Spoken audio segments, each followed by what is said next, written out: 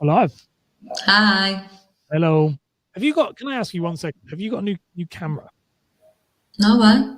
Because for some reason your camera is much broader. Like I can see unless your computer's further away. No, it looks good. What I mean is that you're wider. You're not wider. Yeah, maybe I just got thinner. No, I mean the angle is what, like a 90. I don't want to get too deep because you'll go like, what are you on Yeah, about? stop digging a hole, Ash. You won't know what I'm talking about in tech wise, but I noticed it when you were on Dan's thing. So how are you anyway? I'm okay. Mm-hmm. So Bearing up. cool. So this episode then just kind of last one was mum guilt.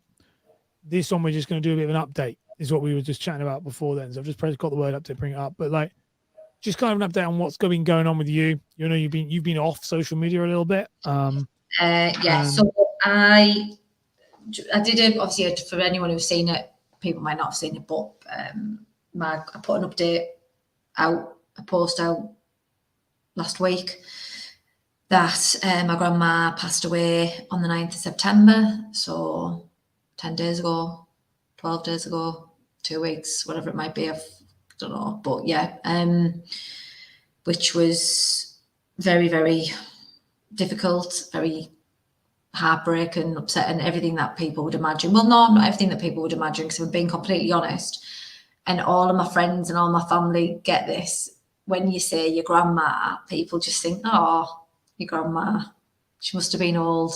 Must have been someone you went and seen now and again, or, you know, was cute. Like, not like my grandma was my absolute world and was a massive part of my life, my children's life. And she's not something that's going to be moved on from quickly at all. So yeah, just being totally honest, I am a little bit petrified of the next few months because I don't know what life will be like without her in it, and I'm a bit scared of how I'm going to deal with it. And for that reason, obviously with everything that's been going on, she took ill. She's been ill for the last year, but she took really, really ill on the Monday. I don't know what the day it was, but it was the Monday or the Tuesday, and I went to Aviva for the day, and it was a really, really amazing day. And I'm so sorry that I haven't been able to go on about it because it was brilliant. And then she took bad on the Tuesday, and I just literally cancelled everything. I was like, can't do it. This has happened. I need to reschedule. And then I'm not a big one as much as I love social media and I use social media on a personal level. I don't use social media. I only have social media because of business, because of clients and obviously engagement. And I've never ever, like, I've lost my dad, I lost my granddad, I've had a lot of shit over the last decade, and I've never put it on social media because I just don't agree with it. Really, it makes me feel uncomfortable. But I woke up on the Sunday morning and I had 61 WhatsApps, and I was like, oh my God. Like, and even though I know, like, now I'm back here this morning, I know that I've got a hell of a lot of work to do to catch up on, but out of sight, out of mind helps a little bit during those times. Yeah. And it was like going through my WhatsApps, and I was like, Jesus, like, clients asking me stuff, or providers, or, you know, whatever it might be. And I said to Keo, as much as I hate the social media crack of being like, you know, so and so's died, or I'm going through this, I'm going to have to, because not only for those people who, yes, I can message these 61 people, but that's not stopping new clients texting. My phone number's all over everywhere. It's not stopping these new clients texting or people chasing something. At least if I do go a bit radio silence and I've put it on social media, I can say, sorry, I did put it across all my social media. And like, it sort of gives me a bit of not an excuse, but a cover story of leave a be for a bit. So then when I come back to work, I can just come back to work and be like, right, I'm back at work. So yeah, it's been shit. But it is what it is, isn't it? At the end of the day, it's shit. We've got to get on with it. It's not very fun, no. And I think I'm with you on the idea of not sharing. I'm not a fan of sharing so personal stuff as well. I agree with you on that. But there's also times, again, I agree both sides, is that there are times where you have to share it. When I saw it, it was it took me by surprise. Like, I was like, oh shit, like literally, like, because we knew, obviously I knew when you talk off air as well as this, but like, and it allowed me then, I just kind of like, I think I text you and then realized that I text you and was not expecting a response.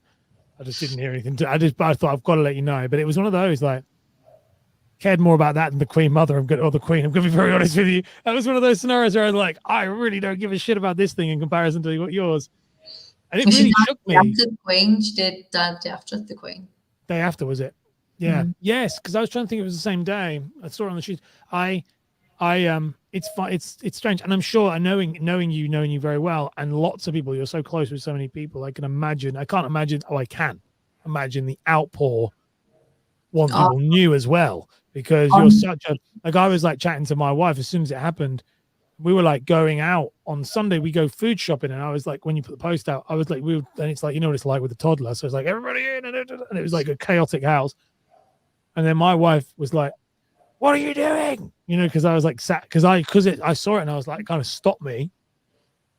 And because all I just think about is you. Then I was thinking, holy shit, like what are you like? And also the one thing got me, and we opened with you on this. I opened with you people, because people understand the relationship that we have. Like, the thing that went through my head was, I was like, I can't believe that you tell me off birthdays, all that stuff, because I just don't do that things. But with stuff like that, I literally was thinking, holy crap, I can't believe you've kept that quiet for 2 days.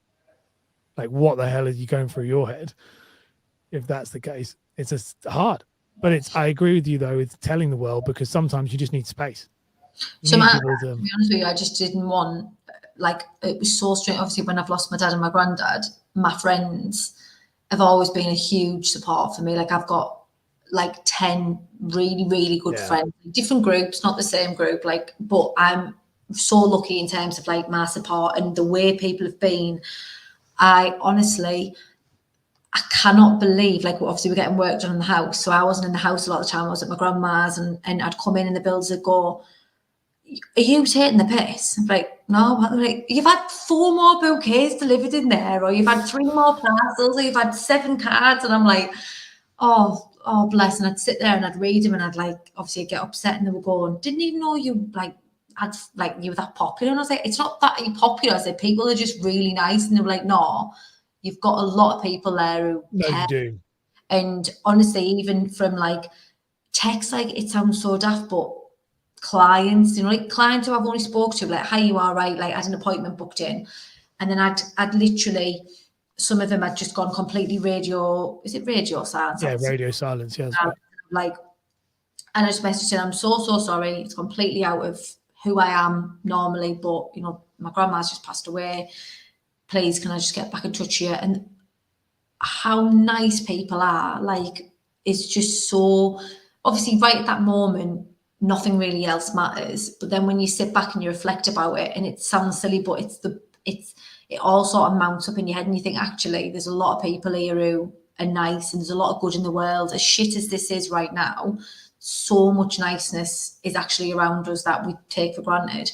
So I've had a lot of comfort in that. But I can't remember what I actually started off. Yeah, no, it's fine. Don't worry. That's the whole idea of this episode, is just to give a bit of context. Yeah, I was trying to avoid it, basically. So it took me a couple of days, because I was literally thinking in my head, I don't want to admit that it's happened. And when my dad died and my granddad died, my friends were like, literally, I was on the phone to them. They came round the same night. We all sat together. You know, they helped me get through it. We have bottles of wine, go through photo albums, like, try and make something nice of what was going on.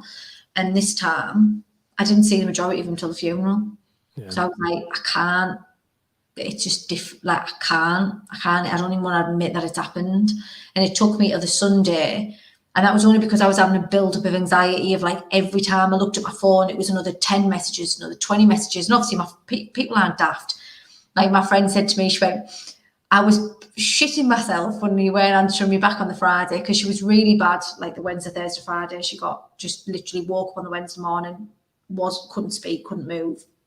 And then they put the driver in, and then it was just like it went on for a couple of days. And on the Friday, I must have, like, it got really bad at about 3:00, and she died at 9. And I must have, like, stopped, didn't realise it, but stopped answering people, like texting. And my friend said to me, I was really concerned when you stopped texting, but then I got very concerned and knew something was wrong when I seen you hadn't been active on any social media for like 48 hours. I was like, Not no, like you. something's wrong. It's like, it's gone wrong. And I was just laughing. I was like, I know, but I just couldn't even bring myself to like answer people. And it was that realization of actually, once you start replying to people saying, thank you, sorry for your loss, or heard about your grandma, it's like, oh, it actually has happened.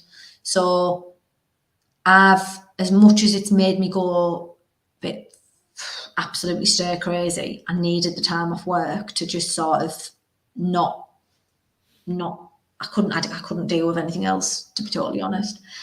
But this weekend and the last few days, I have been head up my arse. I thought, I need to get back to work. I can't do it. Everyone grieves differently. Everyone deals with things differently.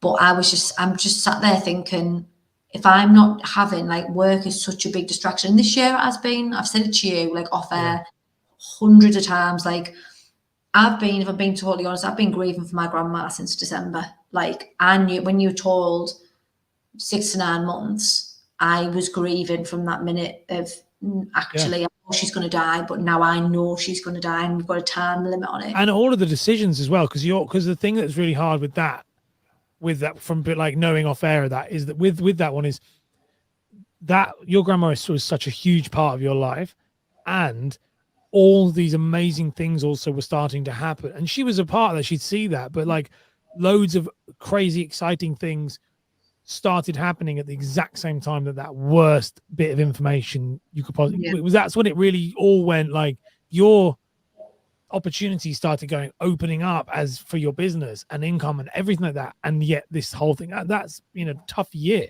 and everything you've done has all been navigating that, hasn't it? Like, that's the thing that people obviously, because I don't tell people this side of things normally. Like, at the beginning of this year, my aim was to have 30 staff by the end of the year. Remember when we set, like, the target? It was 30 staff. There was loads more things I wanted to get done. But when I was told in December, we were told she had cancer. Yeah, we set goals in November of what we wanted to achieve, and then that came in. And I was just like, none of it all has to change. Like, that's why we went to Australia, and that's why I ended up having 3 months off, because I already had one holiday booked, but then I needed to take my grandma there, and then obviously just staff things like time off to be able to, like, do things with her, time off to be able to go to appointments and make sure it's at every consultant, like all those types of things. It took a huge part of my mind and my strength. And I know for a fact, like, obviously this year hasn't panned out the way I wanted it to pan out, but I'm never going to get that time back with her, and I'm glad I did it. And it really upset me, obviously, when we were told a couple of weeks ago that it was 4 to 8 weeks that she had left. They said, look, she's, when she was in hospital and she was really bad. And I was like, this couldn't be at a worse time. Like, I've got the house. I'm having, like I said to you on that episode a couple of weeks ago, I've got the house to pay for. I've got the girls starting. Like, everything was just on. And really, the truth of it is, none of it matters when it really, really matters. Because as soon as I knew that she was really bad, I was like, sorry, some things are more important. That though is one of the things I wanted to talk about on here, like, because because we wanted to do an update episode, but it's also like, what can people get from it? Obviously they understand your situation, but I think the biggest thing to understand from this for other people listening and people watching is that it's okay. Like, I think sometimes people prioritize business and social and digital and their business and everything over everything else, and it's really funny, someone like you who has built a brand, built a name in the industry.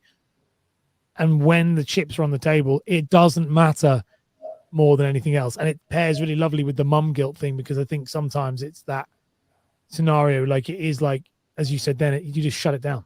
You move. It's obviously one of the biggest, it's friggin' hell, the biggest part of my life is work. Like, it takes same. It's like, I'm not saying it doesn't matter, but it does. But when it really doesn't, it's one of the, is it this or that?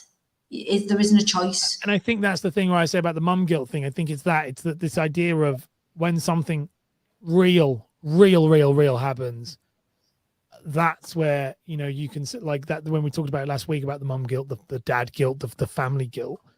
There's a different, when you look at it with that, it is like when you know it gets to crunch time, whenever people are like, you're not with your kids enough, you're like, no, I did exactly.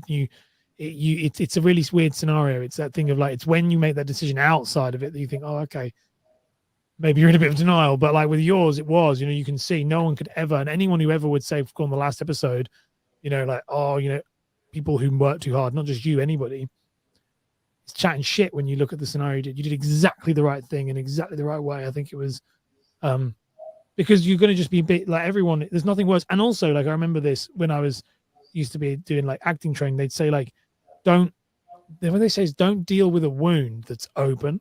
So when people are like commenting and sending messages to you, oh, I hope you're okay. I remember them saying this, saying like, don't ever bring a wound to the table that is still open, because you can't deal with it in the right way. So by removing yourself from a situation, gaining that strength back, dealing with it how you need to deal with it, when you come back in, then you can say thank you so much for the cards, thank you so much for the flowers, because you have processed it in the right way. Whereas I think if you try and process it in real time, it's hard. It's very difficult. It is, and I everyone is different. Everyone deals with things differently. There might be some people who would be off for 6 weeks, might only be off for 6 hours. Like, but I needed to get back into it. I needed to throw myself into a distraction that was going to be constructive, because when you're going through that type of situation, everyone goes to different things for, should we say, like an escape. You know, some people throw themselves into TV, into drink, into drugs, family members doing something they shouldn't be, whatever it might be. And my personality is not good for that. And like my friends are like, you're going back too soon. Like the funeral was only on Friday, and it's, you know, you need to chill out. And I'm like, I know, but you don't understand what's going on in my head. Like, if I don't get back to work and I don't put myself into something that's going to be constructive, a distraction that I can see something positive from, then I will not end up in a very good way. I know I won't. I'm just not like that. I can't do it. I can't do the lazing around. I can't do the sitting at home and thinking. I need to just get on with it and try and distract myself with something that's going to bring me some good, at least, because then at least you're getting something from it. And it's not even about the money. Genuinely isn't about the money. It, like, Keo went back to work straight away, and he's like, oh, you know, because you're not working, blah. I was like, no, it's not about the money. It's that I need some normality. I need to know that you're getting up and going to work. I need to know that, and that's what I needed back. And I need to know that I can still have a purpose other than that this is just going to consume me forever. Because at the minute, it feels like it's going to consume me forever. And it will, but it'll consume me in ways that I allow it to consume me. So I need to take hold of that and take control of how I allow it to consume my life. I like that. So what we'll do is move on to our next episode. Then we're going to be talking about consistency and risk. Only because this is one episode that me and you spoke on in Dan's New Age Advisor program, and it just was really impressive to the stuff you were talking about. So I want to have a bit of a discussion around that. It was when I was on absolute top form just before that. You were. That was literally like the day before or whatever. Yeah, the day before before it all shifted. Yeah, it was Tuesday night. So but there was a really good stuff there. I would like to share it with everybody here as like I have a bit of a discussion about it. So any parting comments before we end this episode?